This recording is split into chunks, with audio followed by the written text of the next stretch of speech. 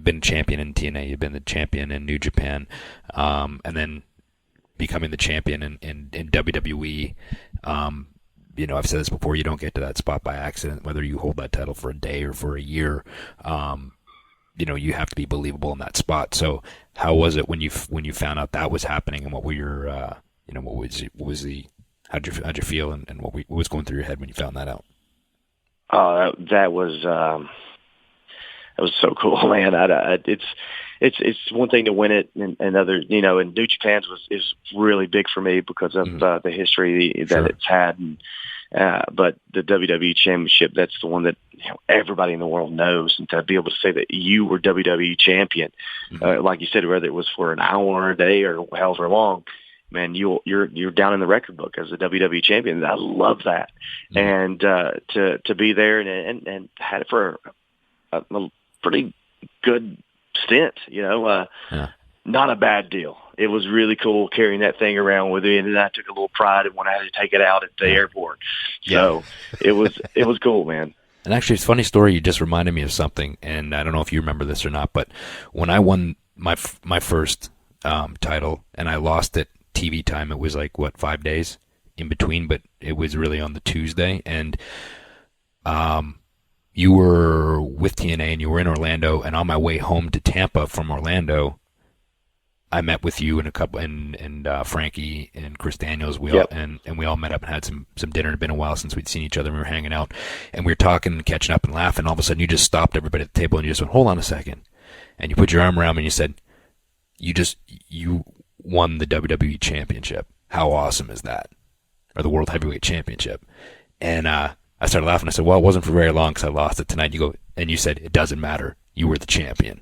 And I thought that made me feel a lot better that you just said that. And that just reminded me of that conversation. I mean, it's true, man. It's a big deal. And sometimes we forget about that. How big a deal it is to say, all right, we want to put it on this guy. It doesn't matter how long. I mean, Daniel Bryan had it for less than that, but he can still say he was WWE champion. There are cool moments there, and that nobody can take away from you. Yeah. I mean, I've said this before. It's the equivalent of being nominated or winning the best actor in a movie. It's winning that Oscar. That's the example that I use for people outside of the industry, because they're like, well, it's entertainment, right? And I'm like, yeah. So if you become world champion, it's like being given that tip of the hat, that nod, like there's been some work put in. We appreciate your work. You deserve this. And also you're helping the entire company move the needle. It's not like they're just doing it to throw you a bone. It's happening for a reason. And, so leading up to that, you had that series first with Reigns and then with Cena. Is that when you really started to feel like you were hitting your groove? Because watching it, I was like, oh, he's found it now. He knows exactly, I guess, coming off of that conversation with Vince. Yeah, after literally with Jericho and then go right to Reigns, which, was the right after WrestleMania, after I lost to Chris Jericho, the next night I won the number one contenders match to face Roman Reigns. Yeah. And which I was like, wow, I can't believe they're putting me in this spot so quickly. And then having great matches with Roman. I thought him and I did really well with that. Was very exciting for me. And then to move from that, from the number one contender to John Cena, it was great. I loved it. And I learned a lot in those couple months that I was doing, Roman Reigns and Chris Jericho, Roman Reigns and John Cena. I learned a lot. And it's definitely helped me even as of right now. I'm still learning because this WWE is such a big monster. Sure. And I'm still learning all this stuff, and it all makes sense. But it's a blessing, man. I don't know how many. I enjoy the learning process, if that makes sense. Even though I'm older, learning something new is exciting to me. What's funny? Sorry. I was just going to say, it's funny to me too, is that you were having these killer matches with Roman and with Cena, and it's always funny when people hear me that people say, John Cena can't wrestle, he's not a good worker, he's this, he's that, blah blah blah. He's actually really good. He's just not conventional, and he's not smooth. He has his own style, but that doesn't mean that he's not good and can't go. And that's what I never understood. That I don't get that. Yeah, I don't get that either. And I've said this before. There are a lot of people that claim that John Cena buries guys. Mm-hmm. I disagree. I think John Cena brings out the best in everyone, and they got to find ways to keep that momentum going for themselves. Mm-hmm. You know, they got to find out to bring the best in the competitor that they're about to go up against. That's what it's about, is bringing out the best in each other. And John always finds a way to bring out the best in everybody.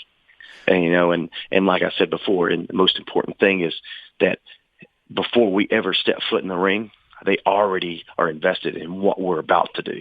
Mm-hmm. And so everything is just icing on the cake when you do step in the ring. If you deliver in the ring on top of that, it's even better.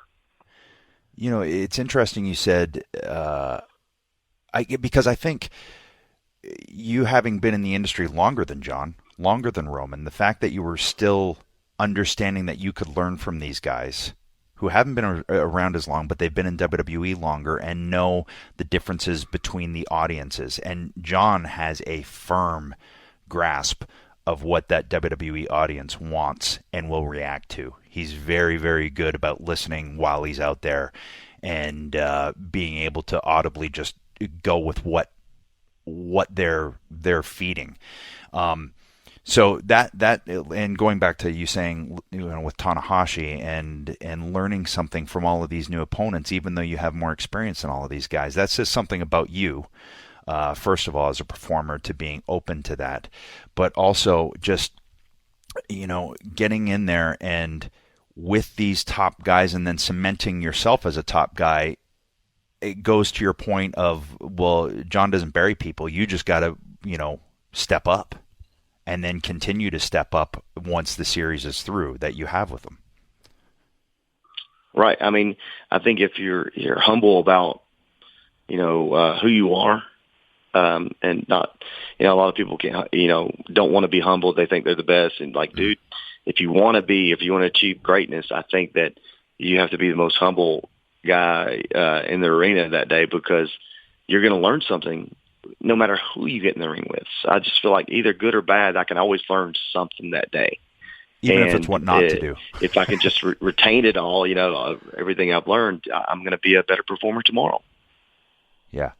Yeah. It's, I'm glad you said that about John. I'm glad you said that too, Jay, because, you know, I have a lot of experience with John, and I feel like it was him and I that actually kind of brought out in each other at the same time, even though we're both established, but that was the one that really put us both on the map. And, you know, going forward and seeing him work all of these guys all the way through, I was super excited to see that you two were going to get in there. And I even remember texting John after the first one. I was like, whoa, dude, looks like you found yourself a new dance partner. It's, and the crazy thing is like, John and I couldn't be any different in our wrestling style, because, I mean, we're just night and day, but you know, if opposite attract, that's definitely what has happened here, because every time I'm in the ring with him, and I told him this, I'm like, man, I really enjoy working with you. It's just fun. It's a nice fluid motion of entertainment that we both have, that connection together. And I'm sure you've had it with him too. It's just, I can't put my finger on it, what it is about it. It just works, and it's fun. Well, I think it says something to the type of not only person you are, but performer that you are. That, you know, that you know, the platform he kind of helped put you on, right? Because and I don't want to say he did it himself, but I mean it takes two. But also the fact that, you know, you basically beat him clean for the world title. I mean, that's kind of unheard of sometimes in these days that we live in, you know. So I think it says something about you, like not only the type of person you are, the performer as well, and where he and the company saw where you could go.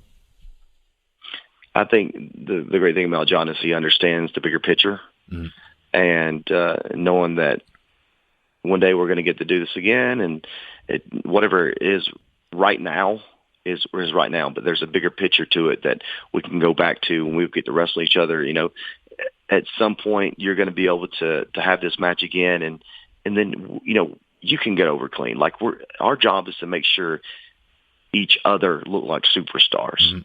And if we're willing to do that, the company as a whole is going to grow, Because Right. if we keep building up each other instead of, don't be selfish and just take care of you. I know that's an old school way of thinking, and I'm not saying don't do your best. Go out there and do your best and show what you got, but make sure at the same time that your opponent looks his best, because at the end of the day, we're going to grow as a business because of it. Well, it's about credibility too, right? Because you had instant credibility after that, and then it's a trickle-down effect. Because then basically anybody that gets in the ring with you after that, there's an air of credibility there. So it's a trickle-down effect, I think. Reaganomics, is that what you're saying? Yeah. Well, and the thing is too, all anybody is going to remember is the match. Like, okay, that was a match for the ages, not, but this guy won. If the match is good enough, It doesn't matter, because you both win, the audience wins, and as you said, the company as a whole wins. And as long as you can take that mentality into every match, man, I took that mentality into working Funaki. It's like, okay, I'm working Fu, I'm about to work Undertaker at WrestleMania, but I'm going to bounce all over for Funaki, so he's, got more credibility after this, and they also think Undertaker's going to tear my head off at WrestleMania now. Uh-huh. That's great. But, same kind of thing with James, like, how much more can we get out of this than just me beating up James Ellsworth? What else, can we get out of this? And it turned out to be, as crazy as it sounds, me and James and Dean made it very entertaining. Yeah. And that is so key, being able to take, anyone on the roster and it making it work.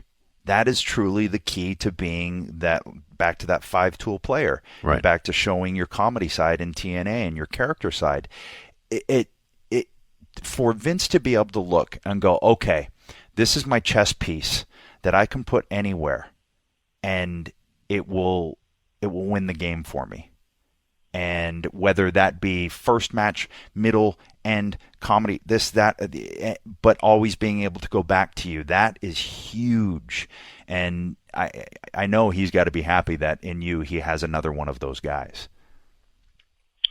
Well, yeah, I hope so, man. I just my thing is always go out there and do do my best in everything I can do, and it doesn't matter what it is, if it's a backstage or how can I make this entertaining, how can the match be entertaining, what can I do to make this more entertaining, and that's the mindset that I go in every time, because at the end of the day, this is the business, and if I'm not able to do my job, well, they'll find someone else who can, and I'm going to enjoy it while I still can do it. They might have to bring me back and make you my lackey again. I would do it. So, Wow, you are a pro. So it'd be so fun, the dumb things that we'd come up with. Oh, man. Yeah.